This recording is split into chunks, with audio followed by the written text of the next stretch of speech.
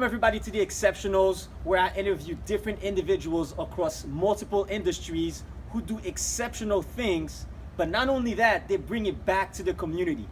And today, I have with me none other than the CEO of Cool Ideas Marketing, Mr. Jeff Policard himself. Well, thank you for having me, Steve. Always a pleasure. I've been following you a lot with what you've been doing. Thank you. And I'm actually very flattered that I could make the cut as being one of the exceptionals. So thank you. All right, here we go. Okay. So now, Jeff, before we start anything, tell us a little bit more about your concept, your journey from concept to where you are today. Basically the entire process from first step to, second step. I have a background in marketing. I went to school of business with a background in marketing, and I've always, even when I say in my video, my brand story, I have always been fascinated by the power of marketing. Yes. And that's the reason why it took me there, all the way to school. I used to watch a lot of television. I still do, movies, entertainment altogether. And to me, all that is marketing. Everything that we do, when I say in the video, also the way we dress, what we eat, what we drink, how we even walk. If you look on YouTube and you Google or you YouTube how to walk, they teach you how to walk. If you want to be cool, if you want to be confident, if you want to be sexy. I'm like, seriously, like everything. I have to be taught how to walk as an adult. Yeah. So this is all marketing, and that's why I was fascinated by it, and that's how I went. And that's why I went to school and studied it. And then when I graduated, I came back. I basically moved to Miami. Okay. And I started looking for jobs in marketing. And usually when you start out in marketing, you start out as being a salesperson. So I did some sales and stuff like that. Not that I loved it or anything like that. And I was very young. I was also a musician, so I kind of prioritized music over my marketing or business career. So eventually I grew out of the music project, if you will, and I started working more professional jobs, marketing positions for companies. Okay. And about, I would say 3 years ago, I got laid off. The company kind of went into a different direction, and the department was completely gone. So I was gone. So I was actually a couple months before I got married. My wife was already pregnant, or my soon-to-be wife was already pregnant, and I'm out of a job, and I'm like, you know what? I think it's time for me to start living my dream and creating my marketing agency. Okay. And that's how Cool Ideas Marketing got started. And in my living room with just my laptop, started making calls for some of the people that I used to work with as Jeff Policard, because some people had already contacted me quite a few times about marketing, and I used to work with different companies as an individual, and now I just started to present myself as a company to them and try to grow my book of business that way, and here I am today. You are. Yeah, a multi-million-dollar company. Cool Ideas Marketing. Little story. So Jeff, if you can, take us back to that moment when you were captivated by marketing. Was it a commercial? What was it? Was it something you saw on TV? What was it that captivated your attention? Man, it's hard to say, man. I'm a big basketball fan, being a big NBA fan. I used to watch a lot of basketball, and I remember, that's the first thing that came to mind. I don't know if it was the defining moment, but the NBC theme song, when that came. And it's all part of marketing, by the way, because if it can be in my mind 20, 25 years later, it's because it had a big impact on me. And I remember that was the signal. It was NBA is on, and at that time we had one TV in the room, in my parents' room, and we all used to watch basketball together. And me and my brother were both, Chicago Bulls fanatics, and once that theme song hit and we heard it, say, okay, this is time to go to. It's time. It's almost like it's just like a natural reaction, and I think that's what marketing does altogether. It's kind of like it creates some emotions and feelings and reactions. Of course. And I guess that's the only thing I could really use as an example. So NBC's kind of NBC theme song, NBA theme song. Yeah, by the NBC way, Sports. Was it NBC Sports? it was NBC Sports. Okay. And it was with this guy. I can't remember his name, but anyway. And ironically, I actually heard that song, you know, a little while ago for the NFL, and I was like, okay, so so they're bringing back that theme song for the NFL on NBC, which is weird. But when I heard it, I was like, oh man, I hadn't heard that in so many years, like 20 Wow. years. You know? Wow. So yeah. So, but that is true. That created quite an impact. 2025, because I remember the song. Yeah, exactly. VHS. I was like, Yeah. okay, this is the song. I gotta record, press record. Mom, record. Exactly. Okay, that's true. So, you're in the creative industry. Mm-hmm. A lot of change is going on. Mm-hmm. Now, as an individual, how do you approach change, and how do you apply that to your company? Well, that's a very good question, and it actually leads us to, you know, the change that we're experiencing now in the company. We went through a phase where we were trying to find ourselves and to try to be, as you know, I guess, a specialist, if you will, in one specific area in marketing, because marketing is very broad. When people say marketing, they don't even know what the process is, but marketing is basically everything. You know, even the distribution part of your product is part of the marketing. Advertising is a little bit more specific, but to answer your question, digital marketing is actually one of the things that we considered in terms of trying to adapt to the modern type of marketing. Okay. But if you think about, let's say, social media altogether and the audience that it involves, it's basically half of the world's population that's on social media right now. So if you think about all the areas that don't even have internet access or have power, and if you think about even the people that are, you know, maybe from 1 to, actually never mind, because my son is 2.5 and he watches YouTube all day long. So it starts even at 2 years old. Yeah. Maybe you can exclude the elderly that don't really spend much time, but it basically means that almost everybody is on social media at some level, whether it's Facebook, Instagram, or Snapchat, or whatever. So thinking about that and knowing that, for example, video, because we're doing a video now, it's for a reason, because they're anticipating that, you know, in next year or two, 80% of all content on social media is going to be video. Wow. So if you don't prepare yourself now and be ahead of the curve, if you will, then you're going to be behind before you know it. And companies have to start thinking about positioning themselves now. Because I have quite a few clients that just, no, you know, Jeff, we just really want to have a presence on social media. And I'm usually like, okay, that's good. That's actually not bad.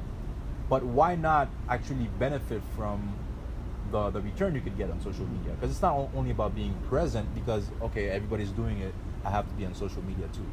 That's also good, but you can actually leverage the traffic, the audience, and actually, you know, get a profit out of it, or help sell your products, or do better branding, or educate your customers, your audience, and all that stuff. So all of that combined kind of like made us reposition ourselves as a digital marketing company, and to try to think a little bit ahead of the market, and try to see if we establish ourselves strong enough in the digital marketing field, then we'll be able to adapt a lot faster, because then something else is gonna, you know, Facebook 2.0 or whatever is gonna come. But that's not at that moment that we're gonna start adapting. We've already adapted. We just have to kind of like adapt to the next step, you know. So okay.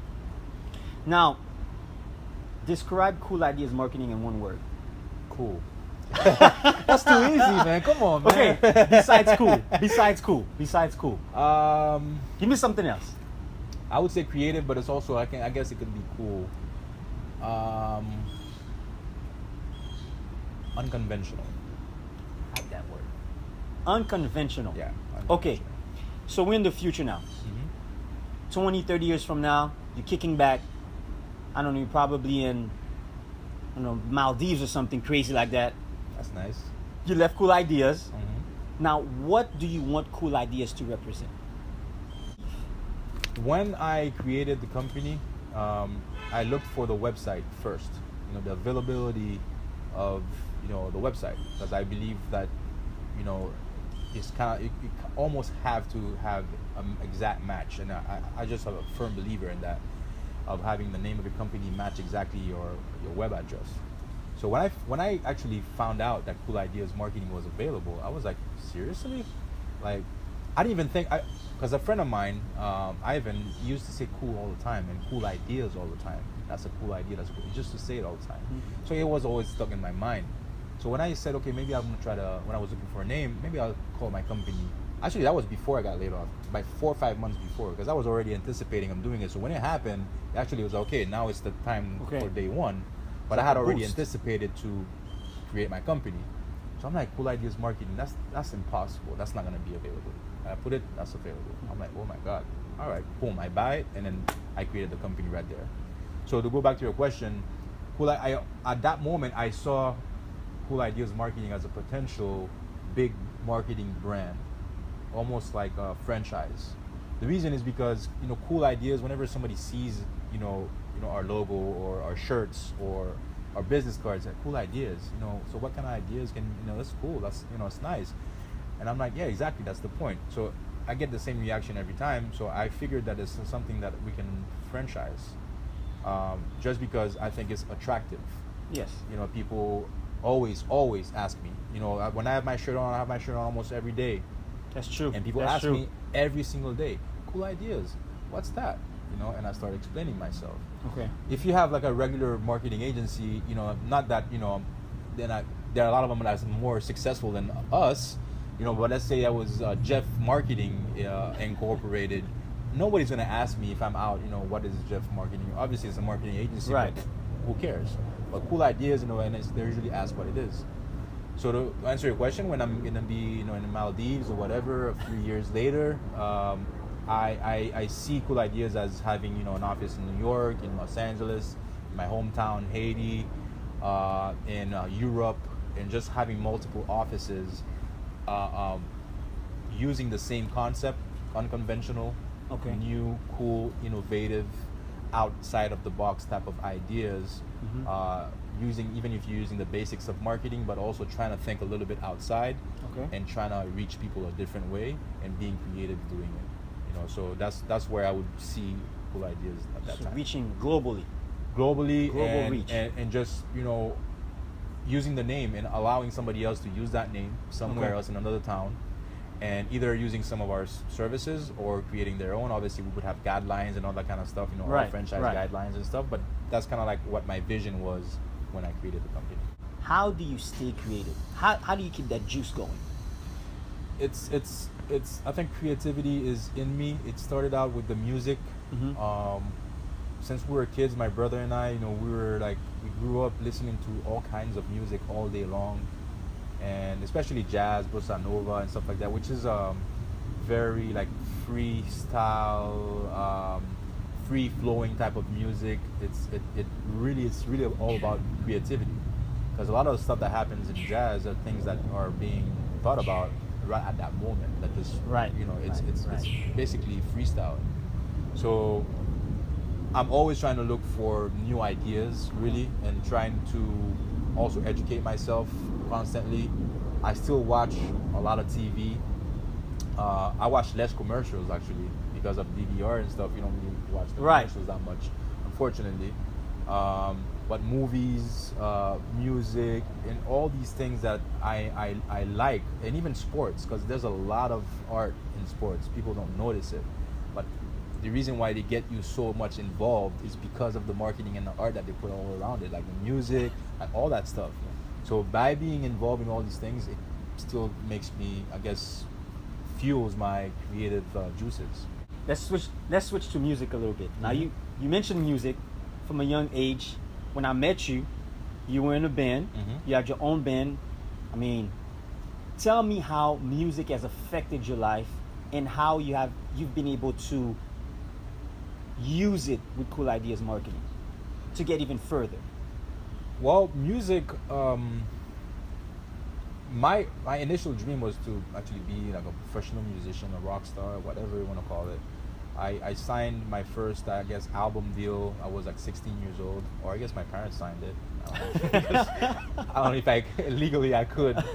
So very young, and it's all because of my dad. Because my dad had already established himself as being one of the top musicians in Haiti. Yes. So because of that, people automatically give us the benefit of the doubt, and my brother and I just created a band, and then okay, we can sign you to 2 albums, and just before they even heard a note, So that was kind of easy in the beginning, but it's also we took it for granted too, because we thought, okay, we don't have to do anything, we don't have to work hard. My music was based on talent, not on hard work. That's my biggest mistake, I think, in music. I did not practice as often as I should have. Now that I'm more educated and reading about the rules of 10,000 hours and all that kind of stuff, I'm calculating how much I would have to work to get to that 10,000 hours, and it's basically 40 hours a week for 5 years. So it's basically 8 hours a day. I would have to practice my craft 8 hours per day. Wow. For 5 years straight. Or if you do it part-time, 4 hours a day for 10 years. So it's still a lot of time if you think about it. And I didn't put that much time. I mean, not even close, not even like 5% of that. I always thought I can just come and just wing it, because I felt I was talented enough to do it, and that was a mistake, because had I put more time and more effort, and obviously I didn't know all that when I was back then. Right. I didn't have anybody in my ear telling me, Jeff, this is what you have to do, this is what you have to do. I just thought, I'm young, I already have an album deal, I'm 16 years old, I'm the ish, So, and then I went to college, and then everything kind of switched a little bit. I still wanted to be involved in music, but I still wanted to have more of a professional business career at the same time. So I had to make a choice. When I came back to Miami, that's when we started the band that you knew very well, Fahrenheit, my brother, and then our friend Luke, and all that kind of stuff. We had a nice run. I wouldn't change it for anything in the world. But again, had we taken it, a step further and more seriously in practice and put more hard work, I think I could have still been doing that, because we could be successful doing that. But my biggest lesson in music and how it adapts to marketing is, it can bring it back to the NBA stuff with the music. I can also apply it to jingles. I do jingles for companies. And even when I do videos for companies and stuff, I usually think in music, because I like to be involved in the music part of the video also, in creating the video spot or the TV spot, and incorporate music in it, and knowing how much of an effect that music will have. So I really think about that. I think about slogans, singing slogans. I use that with my customers all the time, how important a jingle is. 588-2300 Empire, a company that's been around for 30 years. How I remember the number is because I used to sing it all the time. Wow. So that makes, if I ever need their services, I can still call them 30 years later. And I'm saying this, I haven't heard the jingle in a long time, but I still remember the number. Yeah. And it's because of that. 588-2300 Empire. So the music is very, very, or I would say it's instrumental No pun intended. No pun intended. In a marketing campaign. Okay. So that's how I apply it. Okay. It's good. You got that? Take notes. So now we have digital marketing with Cool Ideas Marketing. We have the music. Now this is my favorite part. How do you bring all this to the community? And you've done a lot of community work. How do you use that influence and bring it back to the community and help the community? Something that I've been involved in trying my best to involve myself in the community, how I can help out and stuff. I've done some. I don't think I've done enough, but I think I've done some, and I've really gotten a taste for it. I feel like it makes me feel better. Maybe it's even selfish. It's almost like you do something for someone, and at the same time, it makes you feel great about yourself. So that's your reward. Sometimes the reward shouldn't be that. The reward should be what you're doing in terms of helping out the community or Earth, if you want to call it that way. But it's also makes you feel good. It's rewarding that way. But overall, I feel like if you help yourself now, and this is why I'm focusing on doing that. I can't help anybody if I'm not okay, if I'm not financially sound, if my family is not, I'm not gonna say well off, but at least good. Okay. If my kids, have a good future. College is there. All the funds are there. We're able to be successful as a company, or sorry, as a family, and then I can go out there and help more people. Because going out there and helping people now and thinking like, oh man, like tomorrow I have to send a proposal to this company because if I don't get this deal, I won't be able to pay my bills next month. So that's kind of like making you slow down a little bit. But once all that's figured out, and I can, I'm able to completely take care of my family and those that are closer to me, I feel like I can be more available for my community altogether, Right. Okay. and even expand into larger communities and helping in the best I can, because I'm a firm believer in helping others, and even if it's one person at a time, because that will never stop for me, because I'll always, if it's something that's within reach, I will always help that person Okay. when I can. But doing it on a larger scale, it requires planning, it requires time, and it also requires a financial investment somehow. It's not only about giving money, but the time that you spend and what you're creating in order to get more, a bigger audience or more visibility, whether it's for an organization or for a specific community somewhere, it requires time and investment. Okay. Is there any projects that you would like the audience to know that you're working on or coming up? Anything? Well, right now I'm so focused on developing my company and growing the company digitally. That's basically what my focus is. 2018 basically is gonna be about that. I want to grow my company in a way where I can have a bigger staff. I work a lot. I have a team. I have my business partner. I have people that work with us with the team and trying to grow the company. But we need to add more. We need more help, and we need a bigger office. All that kind of stuff. So all these things I want to focus on this year. In terms of other projects, I have music projects and stuff like that. Even documentary and film projects and stuff, but not fully developed.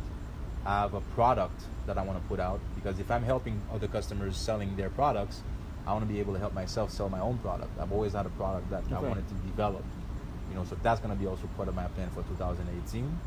I know that Project Santan was an organization that I've grown to almost feel like it's my own. Right. It's not, right. But I know the people very well, and I know how passionate they are about it. I know the work that they put in. The amount of kids that go to school because of that in Haiti and get a chance at education is huge. So I've already contributed and I guess collaborated, I would say better, with them in order to create more awareness, so more people know about Project Santan and what they do. And I know that they're celebrating their 10-year anniversary in July of 2018. Okay. So they probably gonna have like something big. Something big. I mean, but that I want to definitely be there, because I haven't been there in 3 years. I've gone to Campé and all that kind of stuff and be there. So I'm planning on going there and hopefully create massive event. Celebrating 10 years, bringing artists, and not only that, gathering a lot of funds, most importantly, and maybe take even more kids to school, or offer better education, better quality, and all that stuff. Do you have any last words, any words of advice? Do you think there's a key to success for marketing?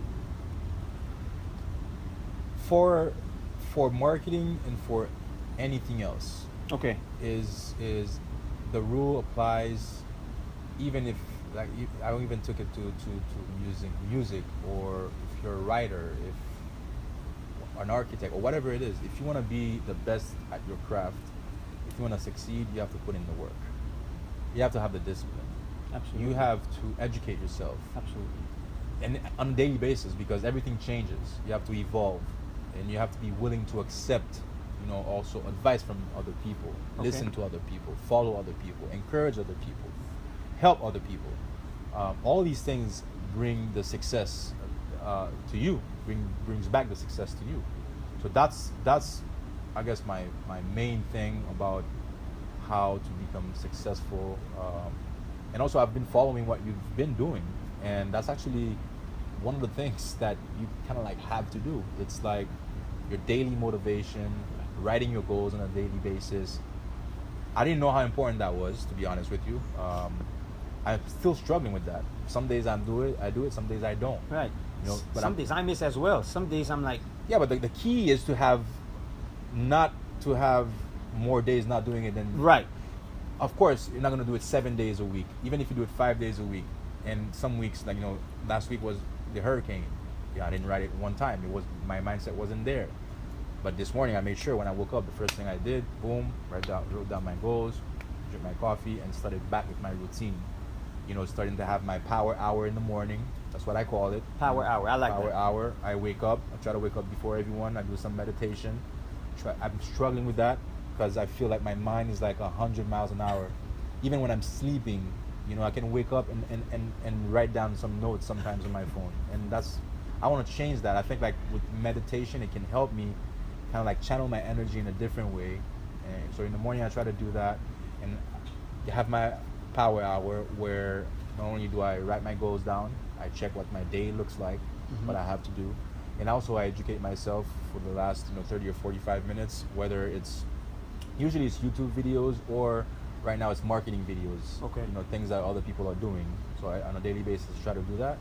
And in the second half, before I get ready to go to work, I try to go to the gym and do some physical activity because I need to get back in shape also, because Right. it's important also for your energy levels to be able to Absolutely. go throughout the day and then just try to absorb everything you can. Absolutely.